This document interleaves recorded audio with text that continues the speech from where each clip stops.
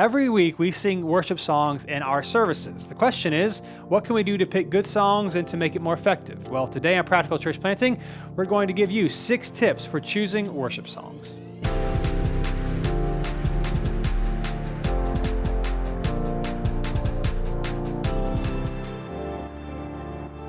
Thanks for joining us again today on Practical Church Planting. Today we're going to be giving you 6 tips for choosing songs during your worship service. And real quick, before we jump into that, we've got a little surprise for everybody. Oh man, love surprises. We've got all of these email addresses through the various things that we've given out on Practical Church Planting, but we have never sent out anything consistently. Much of anything, yeah. Because we've always felt if we just spam everyone with our podcast episode every Wednesday, that's not valuable to you. Yep.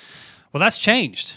So That's right. now every week on Thursdays, we are sending out some tips and advices and quotes from various church leaders and pastors to help you think through some things and to practically, help you out with your ministry. Mm-hmm. So if you want to get on the weekly email where we share, quotes, ideas, some interesting facts from church history, Yep. you can read it in like a minute or less, so it's super short, but it's very practical.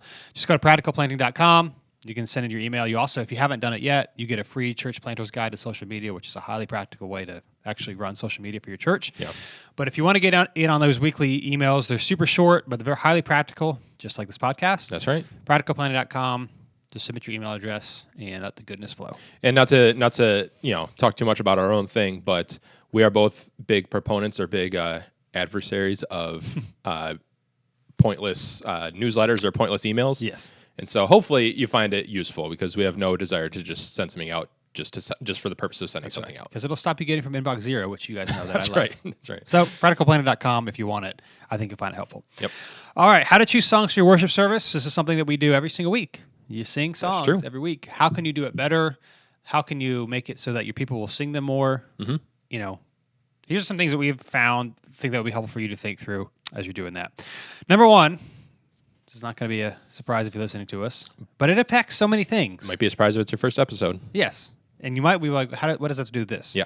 Number one is to get ahead on sermon prep. So even if it's just a week, we talk about this often. We've got episodes on how we do it. I think we've got an episode in the last 20 episodes or so, like practically how you can do it.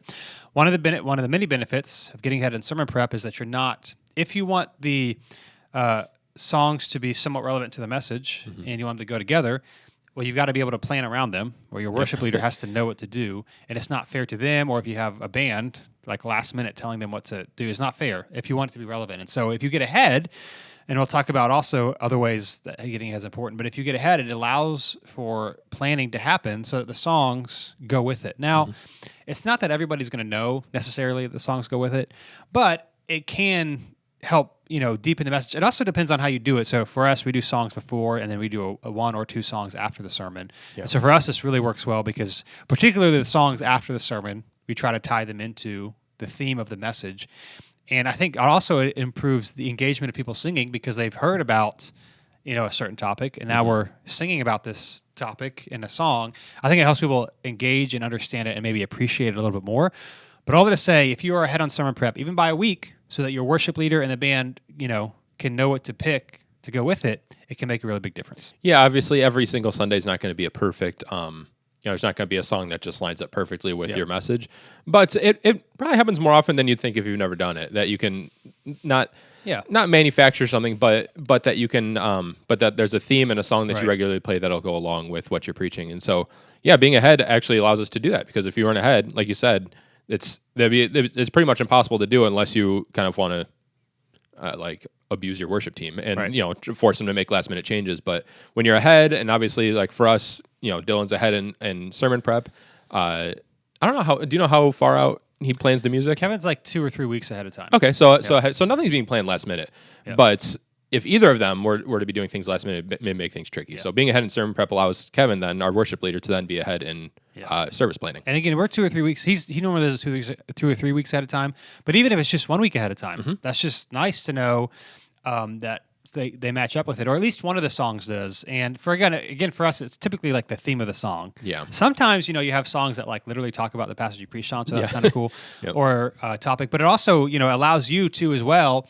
So again, not to manipulate it, but you can also incorporate the songs you're going to sing into the message. Particularly for us, like if I know the songs we're going to sing after the message, there are many times where I'll try to say something about in the prayer or in the closing, reference some of the things we're about to sing about, and not say like, hey, this song's going to be about this, but talk about what you're going to sing about, and it just makes it a lot more helpful. And so you can do that if you get ahead. If you're writing a sermon Thursday or Friday, the songs have to be picked ahead of time, ideally. And at the end of the day, they're all about Jesus, and so it's not like it's going to be fine, but it could be better. And this is what we have found to make the engagement of people singing and just improving your sermon, your song selection overall, is that if you're ahead, you can better plan for what songs you want to do that Sunday. And it really helps if you have a worship leader that's comfortable speaking. There's been times, obviously, where after the message they'll get up and they can actually say something about the song because it does tie in. Like there's a reason that we're singing the song.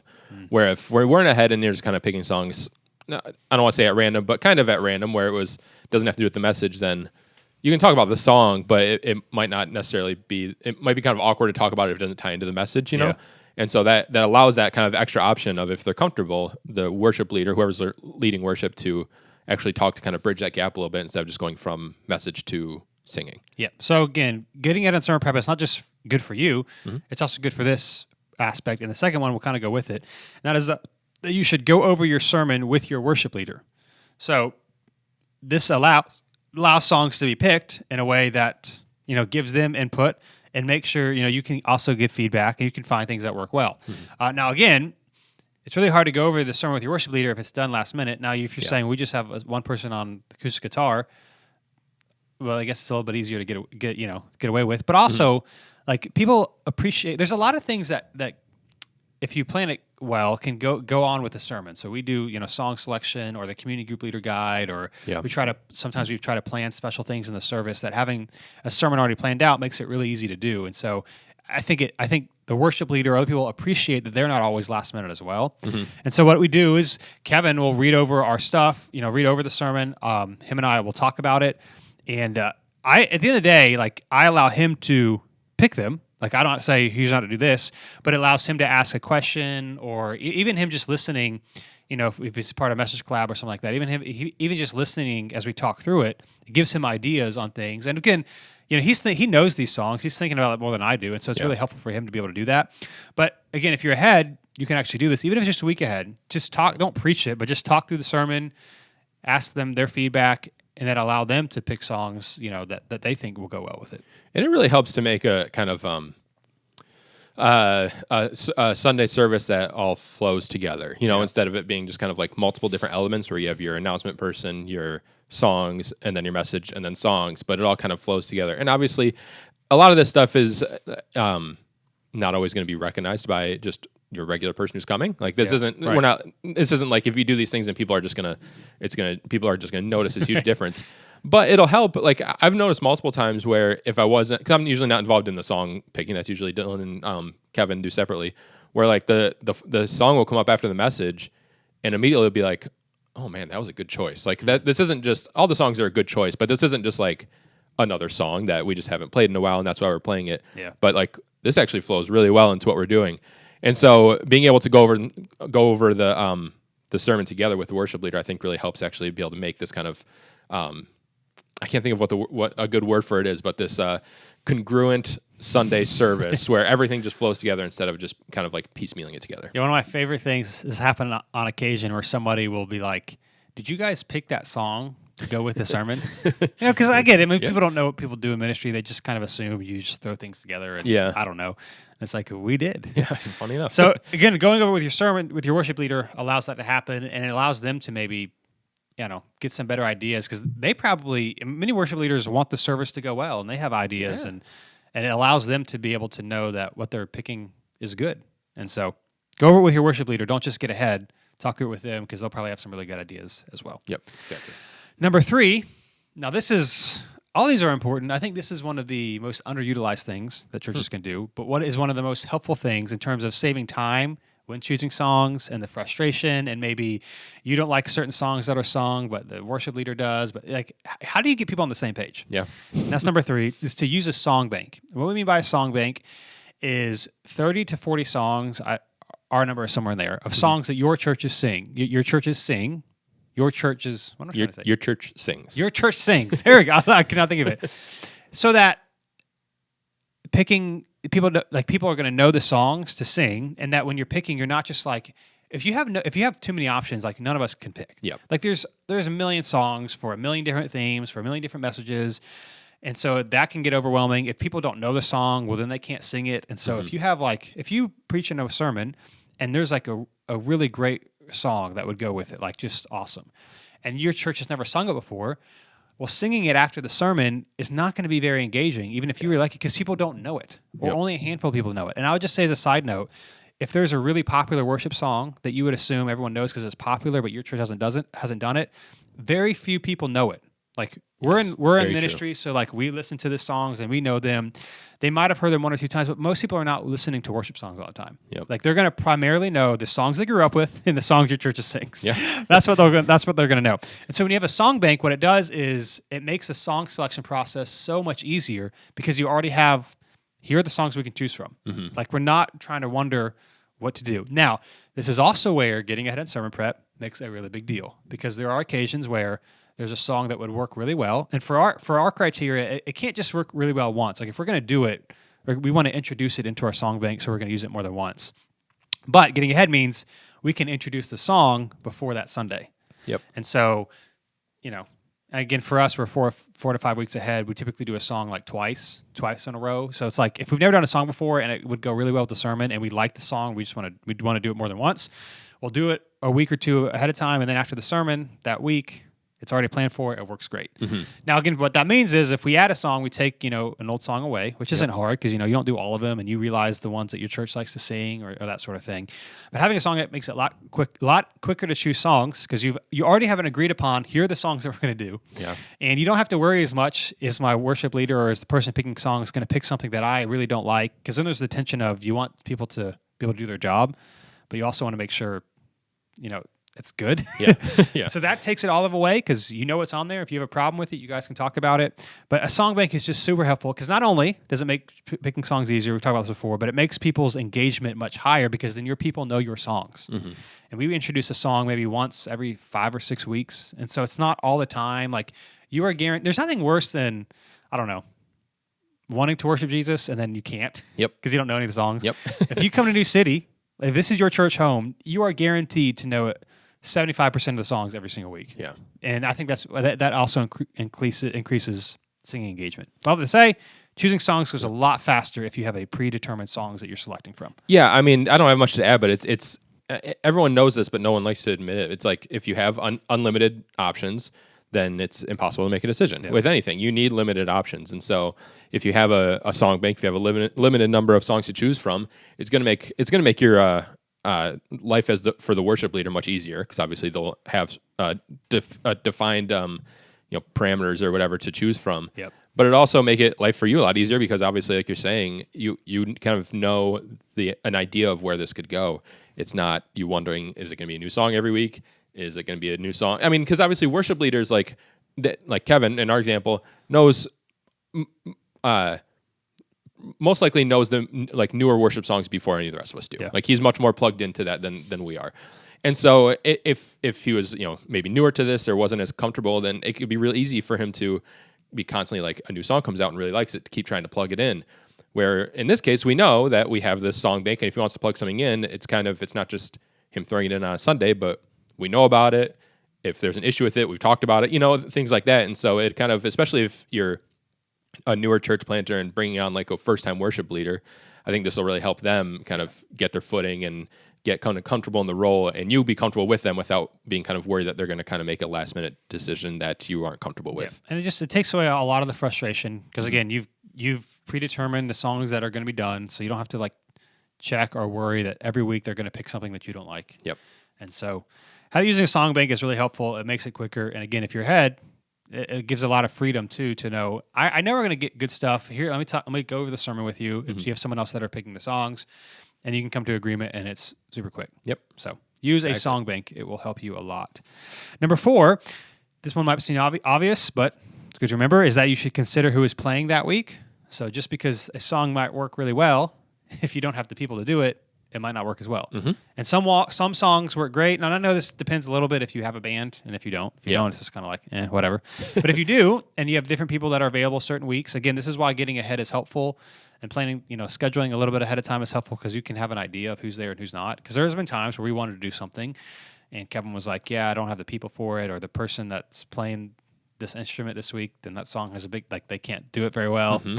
And so you also have to, I don't know. I mean, part of this might be hard because you could be like, well, just God honors all of our worship, so it doesn't really matter. But you want it to be well. And I just think we had our friends stay with us from Germany this past week, and they go to this church. They're friends from college. They live in Germany now, but they go to this International Baptist Church. And it was just interesting listening to him talk, the husband talk about how worship is hard. Like almost unbearable sometimes. Now, it's probably not unbearable if you're listening to this. Like, it might not be the best thing ever, but it's probably not unbearable. I don't know. He didn't necessarily use those words, but he was like, "There's like 3 different worship teams, and only one of them is good."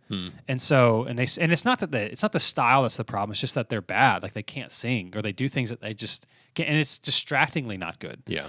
And so you have to consider who's playing so that you can actually do the songs that are good. So there might be a great song, but if it doesn't work with who's scheduled on that week, you should consider that as well. Yeah, and I mean, it's like it's weird to say that worship is bad because obviously you're like the point of worship is you're worshiping. It's not necessarily the music isn't the point of it. But if it's something that's going to be distracting, then that's a detriment. Like that's unfortunate, And so when it comes to choosing songs and considering who's playing, is it going to be someone who is unfamiliar with the song that's going to struggle with it because yes, technically you can still worship even if the leader is not doing a good job, but it's distracting if they forget lines, just like as an obvious example, or if one of the musicians really struggles with it and it kind of throws off the song. Like we know that God honors like all worship, but you want people to actually be engaged in it and not be distracted by what's going on stage. Like I think the point of worship the point of the band is to enhance worship, and if it's going to be a detriment, then that's where things are going to get tough. And so considering who's on stage, who's whether they're comfortable singing the song, like for us, we have I don't know the number of people in our band. We have a lot of people in the band that play different weeks, and everyone's great, but different people have different strengths, and that's fine. It's not like we can't play this one unless the best person is singing or whatever. But some people, I'm sure, I don't know anything about music, but can hit do certain things that other people can't, or are more comfortable within certain types of songs than other people are, and so that's not a bad thing. That's just recognizing people's differences, and so recognizing who's playing, I think, will really help in planning services. And this can maybe also help some frustration that you and maybe the worship leader have, that you should listen to your worship leader if they say, like, we just can't do it this week, and maybe not. This might not be a big problem for most people, but there can be times where like this song would work great, and then there's frustration because they can't. They probably want it to be done as good as well, but they can't. And so, having the ability to let them tell you if it's possible is also helpful. Yeah, and that's a good point. This is a big one where trust comes in, because like at where we're at 4.5 years in, Kevin's been here a long time. Like there's built-in trust. You guys trust each other. But if you're bringing on a worship leader maybe for the first time, or you're just planting and it's you're kind of figuring out what it looks like to trust each other, you do kind of have to take that give some of that trust away and let them take the reins just a little bit, because like that's the hard part, because they're doing something that reflects on stage on Sunday. Yeah, like it's a little bit easier to let some trust go with something like with kids, because that's not something that you're really like have control over. But as a pastor, you can feel like you have control over everything on stage on Sunday, and so it can be tough to let go of that control. But you're not going to have a worship leader that actually wants to stay there if you don't give them at least some autonomy. So you might be wondering, how do we build that trust? Oh man, I'm glad you asked. That's a great question, guys. Because the next point, number 5, is that you should suggest songs, but you should not choose them. And this is really important too, because you like when Kevin and I talk, sometimes like in my notes, I'll have an idea of like, here's an idea. It's easy now because we've done this a long time, so he like knows that I trust him. But there are many times where I'll say, here's a song that I think would work, but I have to always preface it with, this is my opinion, but we're going to do whatever you want to do. Yeah. And I think, especially if you're new working with somebody, you have to say that often, because you might truly believe that, but they kind of think, well, the boss, the pastor, if they say it, then I have to do it. Yeah. So you have to be clear.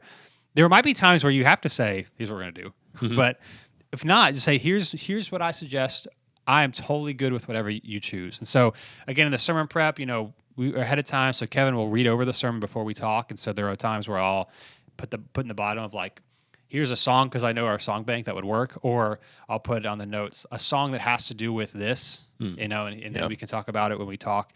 But I think it's fine to suggest songs because again, at the end of the day, you've written the sermon, so you know kind of what you're talking about more than anyone else, and so you might have ideas, and so you could suggest it. And there are times where you have an idea, and if you were to pick the song, it would not be as good of a song as the worship leader would have picked if you had just like talked about the theme and ideas and let them go with it. Because again, they know more songs than you do and all that sort of thing. And so I would encourage you, suggest songs, especially if you're working with someone new, but you have to allow them to have the final say, because if you're picking the songs all the time, they're never going to feel like they're allowed to, and then so they're never going to really do it.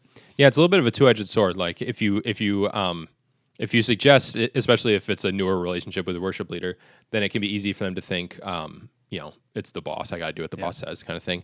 But also, if you say nothing, I think people want a leader that's engaged in what they do. And so to just say nothing and give them full control sounds nice, but I think especially in a newer work relationship, people want input. They don't necessarily want you to make the decision for them, but they want to feel like you care about the decision that's being made. And so not just saying do whatever you want and walk away. So I think, like you said, suggesting and not deciding really helps. I think it can really help in times where if you suggest something, they go a different way, and it work. Obviously, if it works out, you're not going to lie. But if it works out, recognizing that they made the decision and it was a good decision. But these things, it's kind of all these things kind of build with relationships over time. But it's not gonna be like a good partnership, if that's what you want to call it, if you don't put in the effort to make it so. So these things you kind of got to do up front. We'll get comfortable down the road, but it may take a little bit of moving up front. Yeah. But it's all I to say, you should have input. We're not saying don't do anything, because especially if you're the one preaching the sermon, and you care and you want to get better at this as well. So you absolutely should have input, and you should talk about it. So I would not do if you have a worship leader and you preach primarily, you guys should talk regularly so that there's, trust and just the relationship, and just knowing, like, it shouldn't just be you pick whatever you want, I'll do whatever I want, because you'll never work together well. Yep. So Kevin and I have been doing this so long. I will sometimes suggest a song after the sermon, or at least one of the two songs after the sermon. But other than that, he like picks it all himself, because we've talked and we know what he like, and he's good at it, and we have a song bank. The song bank thing is just that's so helpful, because you don't have to wonder, are we going to pick a song that I don't like these songs, or that people don't sing, and so. You should, if you don't hear anything else, start with a song bank, because it'll make all these things easier. But you should absolutely suggest songs, should talk about songs, but then you have to let them choose it. Now, there might be a time where there could be an exception, right? Where you say, well, I really want to do this song, and they'll probably say yes, especially if they generally get to pick all the songs. They're going to be like, fine, like they're not going to care. But if you're always picking it, then it's just not going to go well. And not to harp on it, but this is why having a song bank works, because play that harp, Brian. I'll harp all day long. But because if you're as the pastor, if you suggest a song, you need to suggest something in the song bank, obviously. In which case, you both have agreed it's songs that you can do. So it's not this awkward conversation of I want you to learn a new song or this new thing. And also, especially if you're bringing on a new worship leader or kind of your first time having that staff position, it helps to have this, because then you want to suggest songs and not choose them. But if they're kind of going a direction that you don't think is right, you need to say something and lead. Right. And so if you have a new person coming on and they want to say if this isn't your context, and they want to do just hymns or something like that, then it's like, well, that's great, and hymns are great, but that might not be kind of what kind of works really well in our context. But if you have a song bank already, then it's just kind of default to the song bank, and like we're not going to completely overhaul it. But if you're choosing songs that are in there, then that kind of takes out a lot of the tension and pressure, even if you guys have different preferences. Yep. So suggest songs, absolutely have a process in it or a word in it, but don't choose them all the time, because that doesn't build trust. It doesn't allow them to lead. Yep. And then last but not least, number 6, last minute changes are the exception. So that's a good one. I mean, part of the frustration that I see that church staff get with pastors is they can be last minute on things.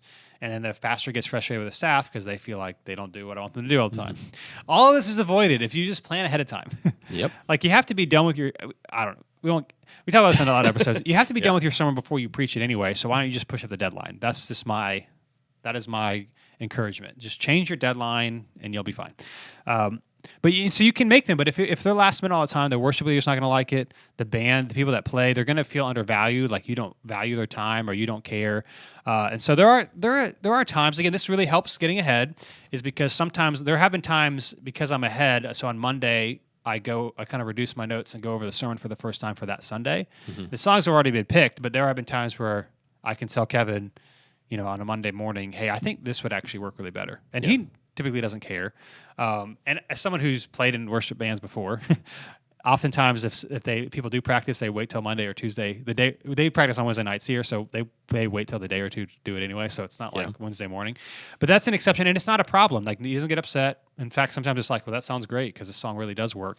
But it has to be the exception. It cannot be all the time. And so you planning ahead makes the job easier for everyone else. Yeah, it makes it easier, and it makes it more enjoyable as well. Last minute changes should be the exception in every area of ministry. Like, there's so often, if you're in any like church Facebook groups where people are complaining about, if it's like a communication thing, so I make the bulletin and I get last minute changes up until Saturday night, or people want to add things Saturday night, or my pastor's putting for like a production person putting the points in the screen, and I gotta wait until last minute or Sunday morning because the pastor's changing things and stuff. And it's like, this sounds like awful. Wow. and it's not like you need to overhaul things to make this not happen, especially just talking about church plants. Like, I get some of these groups, people have been doing things the same way for 50 years. But when you're talking about church plants, like, you decide what the next 50 years are going to be. Like, you decide the culture.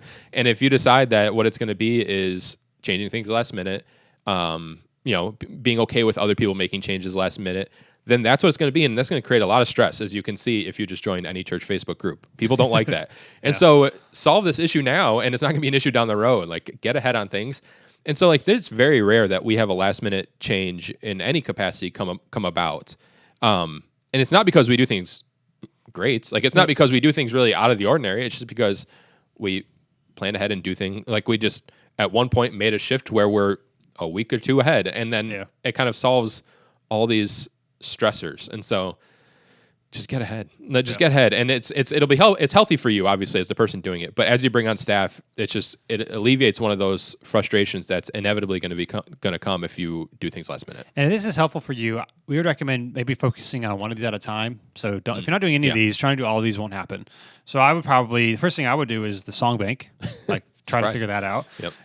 Getting ahead on sermon prep, like setting these expectations and rhythms are helpful, but if you can't do all of them at once, that won't happen. But the expectations are helpful. So, like, it's expected that the songs are chosen 2 weeks before, and like, we don't have to argue about it every time, because we know here's how we do things, and because he has the opportunity to see the sermon and we can talk about it ahead of time, he doesn't have to wait till the last minute, and it makes it easier. So changes can happen, but if they're happening all the time, it's very clear that it's a lack of planning, and I would say maybe even focus. It's not the Holy Spirit on Sunday at 6 a.m. asking you to change a song every single week. I don't think. I don't think so either. So, it's like occasionally things happen, and that's fine. But it's when it becomes a habit that becomes an issue. Yeah, people don't mind exceptions if they're the exception, and you don't get frustrated. But if you're changing stuff, particularly songs, all the time, not only does your worship leader, but if you have other people in the band, they feel undervalued.